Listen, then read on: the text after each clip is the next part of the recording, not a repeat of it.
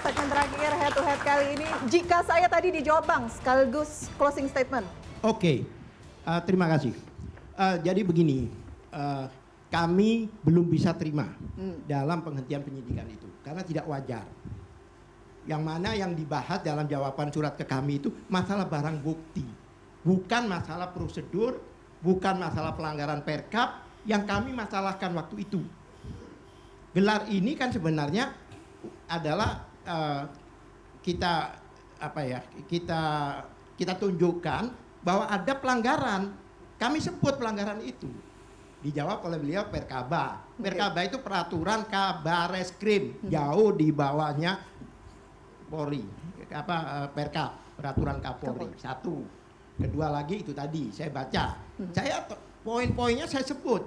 Saya tahu persis itu SOP. Kalau tersangka begini, kalau gelar begini, kalau itu begini. Baik. Bukan syarat.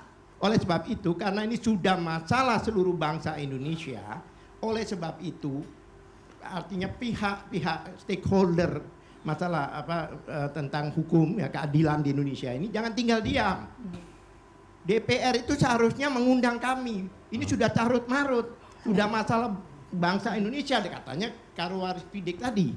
Oleh sebab itu tidak perlu kita mohon, panggil kami di Komisi 3, temukan dengan kepolisian, temukan dengan teman-teman dari PH-PH-nya dari Jokowi, bergelar di sana, netral, ya kan? Baik. Kayak kemarin sudah datangkan DPR, Ombudsman, ijazah tetap kan berarti melecehkan lembaga-lembaga itu. Jadi kayak dialog-dialog kayak gini, Mbak. Baik. Berarti kan melecehkan lembaga-lembaga yang diundang itu. Untuk apa mereka datang? Mereka kan juga ingin menyaksikan ijazah aslinya. Sebelum diundang, apakah kemudian akan lanjut ke Komisi 3 sendiri? Loh, ya pasti. Kami belum bisa terima. Baik. Bahkan sampai internasional, Bang. Oke. Mbak, bukan cuma di sini saja. Oke, baik. Terima Saya tangkap maksud Anda. Saya ke Bang Lecumanan, ketika ini berbicara mengenai isu nasional, seberapa yakin Anda, laporan Anda ini memang untuk kemudian membuat terang benderang, bukan untuk membungkam suara-suara kritik dalam rangka kita tahu saat ini negara kita adalah negara demokrasi. Ya, artinya yang kami laporkan ya, saya pertegas bahwa yang kami laporkan adalah Pak Roy, kemudian Ibu Tifa, dan satu lagi adalah Pak Rismon. Ya, saran saya terhadap ketiga orang ini ya artinya karena ini sudah berproses hukum, artinya ikuti saja proses hukumnya, ya kan. Kemudian ketika diperiksa tolong berikan informasi yang sejelas-jelasnya agar penyidikan itu berimbang gitu. Kami juga sebenarnya waktu saya minggu lalu di interupsi itu saya sudah sampaikan kepada Pak Roy. Pak Roy, sebenarnya pintu maaf itu masih ada, tapi artinya Pak Roy ya harus bersadar diri ya. Kemudian memberikan informasi yang benar kepada masyarakat, bukan menggiring opini publik bahwa itu adalah produk palsu. Karena kenapa?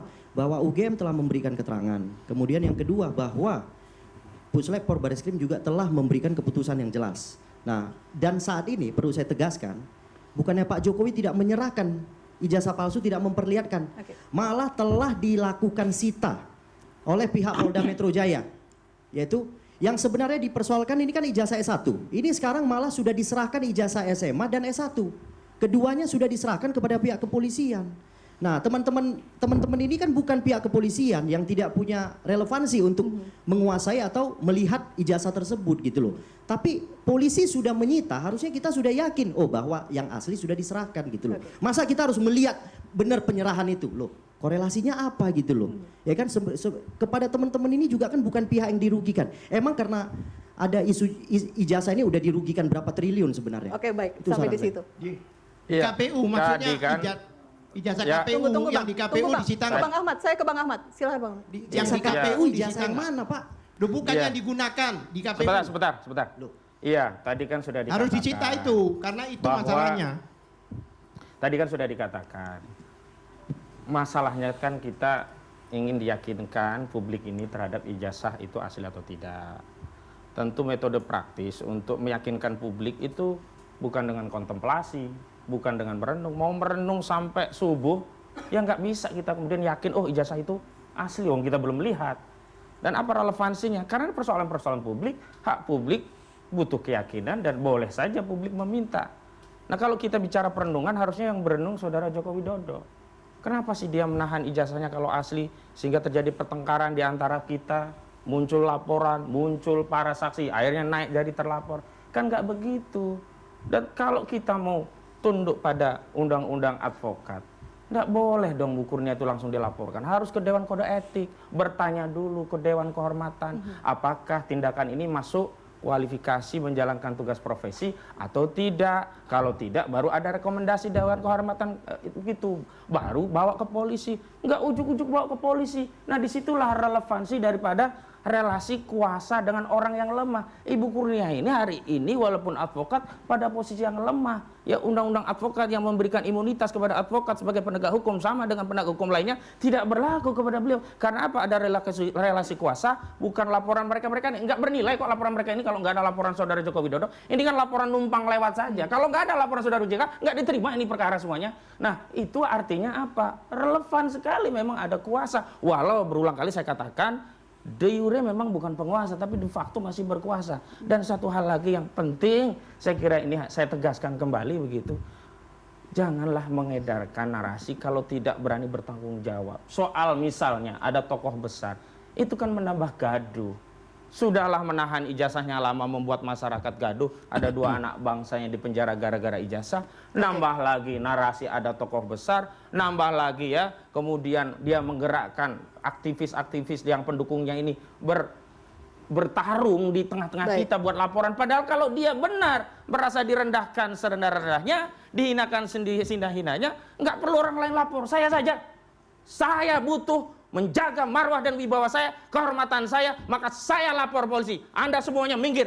Itulah contoh seorang negarawan sekaligus bapak bangsa bagi kita. Saya kira begitu. Narasinya seperti itu. Bang Norman. Ya. Kalau saya melihat ya, bapak-bapak ini kelihatannya masih nggak ikhlas masuk ke koridor hukum. Ya, maunya politik aja. Makanya diulur-ulur. Kalau bisa diulur-ulur ini. Ya. Ini yang kita lihat. Kita sederhananya negara hukum, percayakan masalah hukum. Entah kapan penyelesaiannya, percayakan sama hukum. Jadi kalau ijazah Pak Jokowi sendiri bilang, saya mau memperlihatkan ijazah di pengadilan. Kok kenapa memaksakan diri? Nah, sekarang ada 12 orang. Bagaimana bisa membantu 12 orang ini supaya pakai ibu kita nih bisa ringan misalnya, nggak masuk tahanan. Ini ya tugas bapak lawyer kita. Tapi jangan ngaplak ke sini, ke sana, ke sini. Jadi pembodohan untuk masyarakat. Ya, jadi saya selalu tidak terima kalau diajari bekerja sebagai advokat.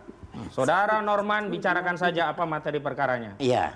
Hak advokat mengambil pilihan hukum yang terbaik bagi kliennya baik di dalam maupun di luar pengadilan. Begini, dan Bu. Roy Suryo telah mempercayakan kepada saya, jangan mengganggu kepercayaan itu dan kepercayaan yang lainnya. Itu sama saja memprovokasi orang tidak percaya kepada advokat. Begini, Bu. Anda telah memisahkan hubungan baik antara klien dengan advokat. Waktu kita terbatas, Bang Ahmad. Saya ke Bu Kurnia sekarang. Ya, saya ingin mengatakan bahwa ijazah itu bukan hanya sekedar selembar kertas. Dia adalah legitimasi konstitusional bagi seseorang yang bernama presiden atau apapun jabatannya menuju kepada kekuasaan dan kewenangan publik. Jika Anda mengatakan bahwa apa kerugian Anda, saya ingin mengatakan kami sangat rugi besar. Karena jika ijazah tersebut benar, maka yang berhak untuk memimpin kami ini adalah seorang primus inter parus. Orang yang memang pantas memimpin Indonesia yang kaya raya ini. Dulu kami adalah pendukung daripada Bapak Prabowo Subianto.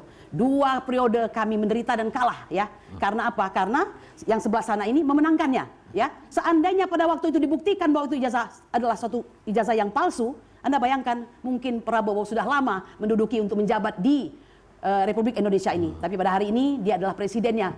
Ya, kemarin mendukung siapa, Bu? Ya, Prabowo, Pak. Ya, Prabowo, Pak. Nggak mungkin. Prabowo Kalau 2 periode. Prabowo, Iya, Jokowi Prabowo nggak 2 mungkin. periode. Tapi Saya sayang yakin beliau akhirnya datang Pak kepada Anies Pak Jokowi kelihatannya, tidak pendukung apa-apa Pak Anies. ya. Nah, kami mengatakan Iya. bahwa artinya ijazah itu sangat penting. Jangan pernah menggampang-gampangkan ijazah ya.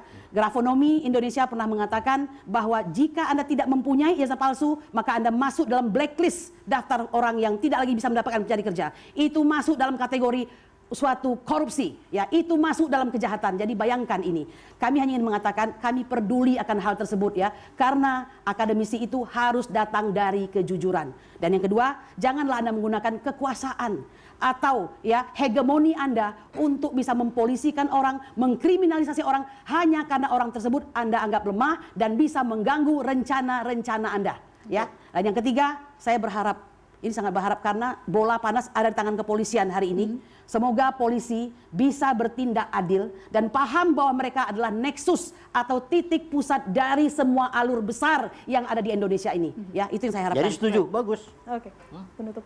Oke, jadi pertama yang membawa persoalan ini ke pidana itu justru pertama teman-teman TPUA. Ya, Pak Jokowi sendiri tidak memulai. Dan setelah bergulir di Barreskrim, hasilnya tidak sesuai harapan, lalu dikomplet. Kembali lagi itu hal yang biasa. Perlu diingat juga bahwa Pak Jokowi ini tidak hanya menerima laporan satu, Pak. Dilaporkan TPUA, oleh Pak Rismon juga kemarin di Polda Jogja, terkait Pak Kasmujo, katanya mau dilaporkan lagi soal skripsi. Sudah digugat juga berkali-kali, dari PN Jakarta Pusat, kemarin lagi di Sleman, di Surakarta, masuk lagi beberapa lagi gugatan. Jadi kami selama ini dilaporkan, digugat, sebagai warga negara kami ikuti semua proses hukum. Kami menghormati proses hukum, apapun hasilnya. Tapi izinkan juga Pak Jokowi membela dirinya, mengungkapkan fakta-fakta sesuai apa yang dijalani. Terakhir, saya mengajak bahwa ini semua sudah masuk arena hukum, menurut saya ini cara terbaik. Karena ada ujungnya, ada hasil akhirnya. Mari kita kawal, teman-teman media juga mengawal ini semua, ya, agar semua berjalan secara transparan, objektif. Ya. Bahwa nanti pasti hasil akhirnya bagi pihak yang misalnya dirugikan keberatan, bagi pihak yang dibenarkan merasa ini adil, itu sesuatu yang biasa. Tapi mari kita bawa ini, dan dari hal ini mungkin ada dua hal yang bisa kita petik. Pertama, mudah-mudahan era post-truth di Indonesia ini teori konspirasi tidak bisa mengalahkan fakta. Kedua, di era kebebasan demokrasi ini masih perlu ada hak individu warga negara yang harus dihormati. Ini mungkin yang bisa kita petik dari perkara ini berjalan. Itu ya harapan kami. Baik, terima kasih Bang Rifai, terima kasih Bang Norman, terima kasih Bang Lecumanan sudah berbincang bersama kami malam hari ini. Bu Kurnia, terima kasih. Bang, terima kasih. Pak Al-Katiri, terima kasih sudah bersama kami. Ijazah sudah disita, tapi pertanyaan belum juga reda. Publik tak lagi mencari siapa yang benar, siapa kemudian yang salah. Tapi pertanyaan besarnya, siapa dalang sesungguhnya di balik drama ijazah? Mungkin Anda tahu jawabannya. Saya Elvira Karunisa, kita jumpa lagi di Head to Head pekan depan.